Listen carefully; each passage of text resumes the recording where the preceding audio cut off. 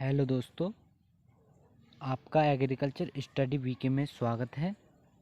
आज हम इस वीडियो में बात करेंगे कि मिश्रित फसलोत्पादन क्या होता है और मिश्रित फसलोत्पादन के सिद्धांतों की बात करेंगे और इसमें मिश्रित फसलोत्पादन के जो लाभ और हानियां क्या क्या होती हैं। तो ये जो टॉपिक है वो कक्षा 11 का है बुक का, लेकिन ये अदर एग्ज़ाम के लिए भी, जो एग्रीकल्चर से एग्ज़ाम होते हैं उनके लिए बहुत महत्वपूर्ण है। तो इसलिए अब वीडियो को हम शुरू करते हैं। तो वीडियो को मिश्रित फसलोत्पादन बात करेंगे हम। मिश्रित फसलोत्पादन की पहले परिभाषा क्या होती है। तो मिश्रित की परिभाषा होती है कि मिश्रित फसलोत्पादन का अर्थ है एक ही ऋतु में एक ही खेत में एक साथ दो या दो से अधिक फसलों को उगाना फसलोत्पादन कहलाता है। कैसे? मतलब एक ही ऋतु में और एक ही खेत में जब दो या दो से अधिक फसल उगाई जाती हैं तो उसे मिश्रित फसलोत्पादन कहते हैं। अब साधारण सी भाषा में देख लेते हैं। तो फसल चक्र में जब दो या दो से अधिक फसल उगाते हैं जिसमें एक मुख्य फसल होती है। अब जैसे कि मुख्य फसल, जैसे कि मक्का के चारों ओर बाजरे को बो दिया जाता है, जिसमें कि मक्का जो होती है उसमें मुख्य फसल होती है और बाजरा जो होता है उसकी उस पर कम ध्यान दिया जाता है। तो इसमें जो मक्का मुख्य फसल हो जाती है। अब बात करेंगे हम आगे की धान्य फसल, जो धान्य होती हैं, धान्य तथा दलहनी फसलों का मिश्रण किस प्रकार होता है। तो मक्का के साथ उड़द बो दिया जाता है और गेहूं के साथ चना बो दिया जाता है, बाजरे के साथ अरहर बो दिया जाता है, ज्वार के साथ मूंग बो दिया जाता है। तो ये जो दलहनी और धान्य फसल है इनका मिश्रण हो जाता है। अब दो से अधिक फसलों की मिश्रण खेती किस प्रकार करते हैं। तो वो करते हैं, ज्वार को बो दिया जाएगा, ज्वार के साथ अरहर बो दिया जाएगा, अरहर के बाद सामा बो दिया जाएगा, सामा के तिल बो दिया जाएगा। तो ये सारी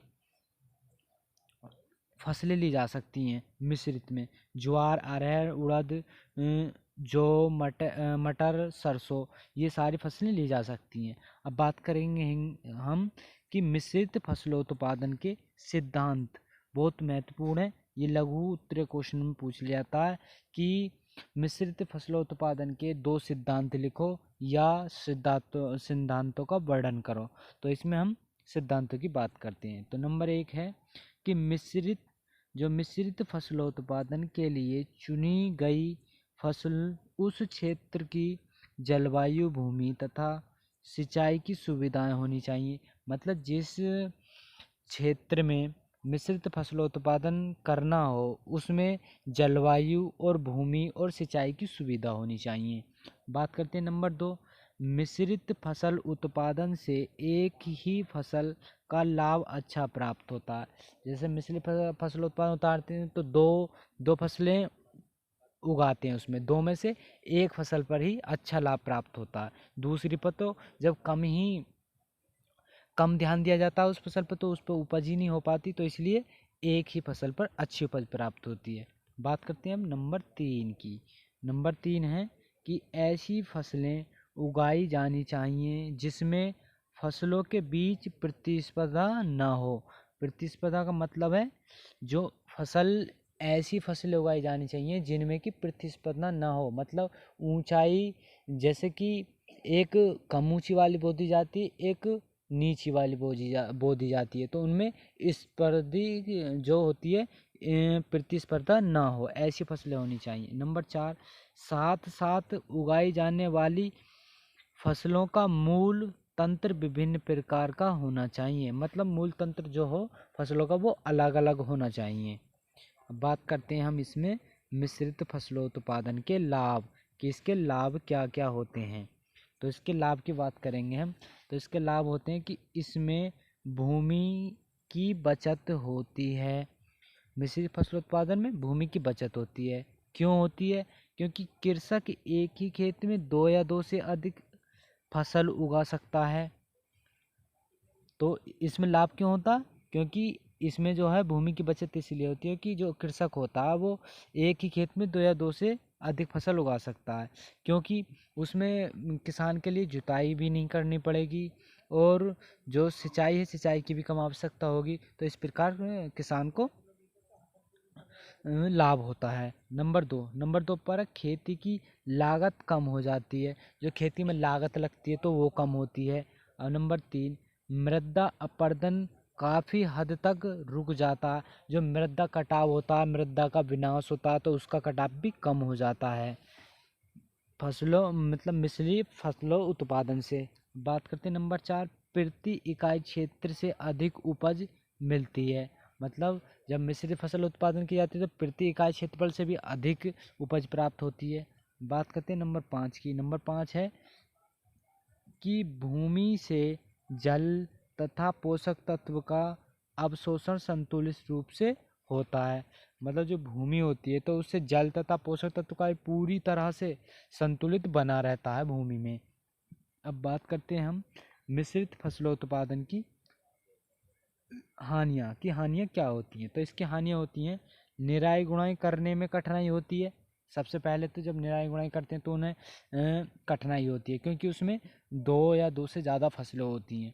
निराई गुड़ाई करने में कृषक यंत्रों का उपयोग भी नहीं हो पाता, उनमें कठिनाई होती है बहुत। नंबर 2, खरपतवारों का रासायनिक नियंत्रण संभव नहीं है, क्योंकि उसमें खरपतवारों का तो संभव नहीं है, क्योंकि अलग अलग फसलें होती हैं।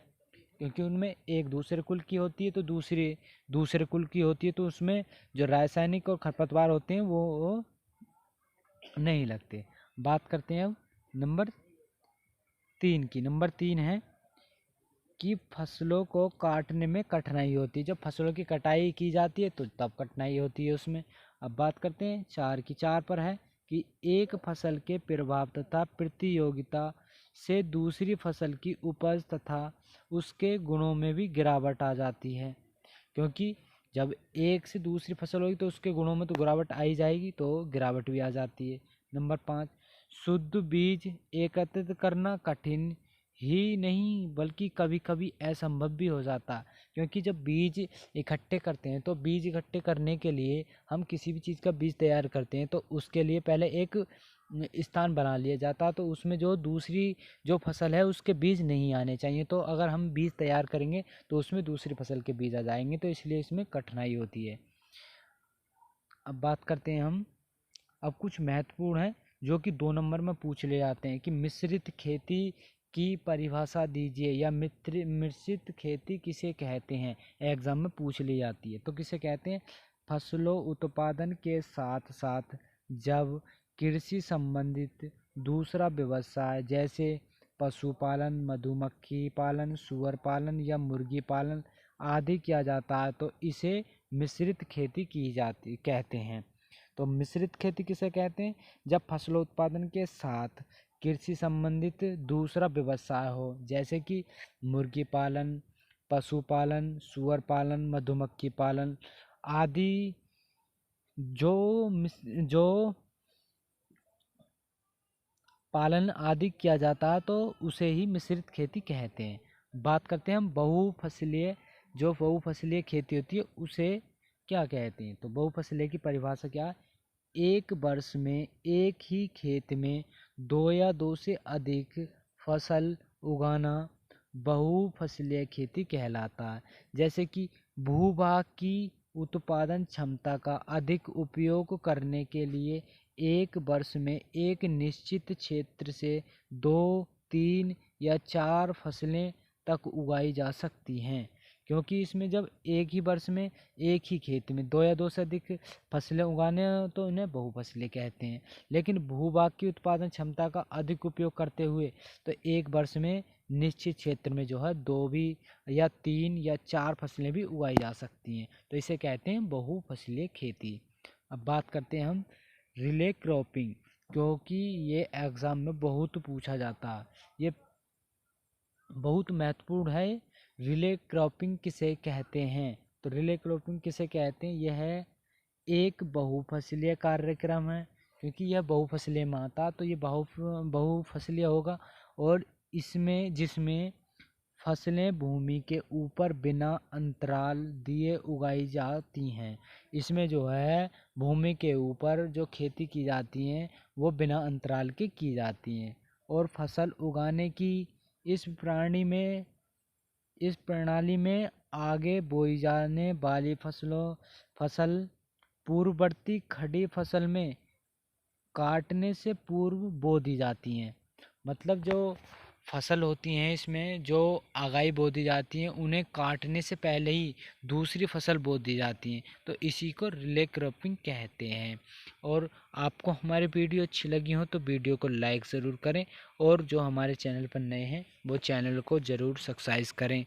और इसका PDF आपको नीचे आपको डिस्क्रिप्शन बॉक्स में लिंक दी हुई है, वहाँ से आप इसे डाउनलोड कर सकते हैं। तो हम मिलते हैं इसी तरह अगली नेक्स्ट वीडियो में। तो अगली वीडियो में हम बताएंगे आपको कि गेहूं की खेती का विस्तार पूर्वक वर्णन करेंगे हम उसमें। और आपको नोट्स तो हम टेलीग्राम चैनल पर दे ही रहे हैं, और उसका लिंक डिस्क्रिप्शन बॉक्स में नीचे दे रखा है हमने, वहाँ से जाकर क्लिक करें। तो हम मिलते हैं अगली नेक्स्ट वीडियो में।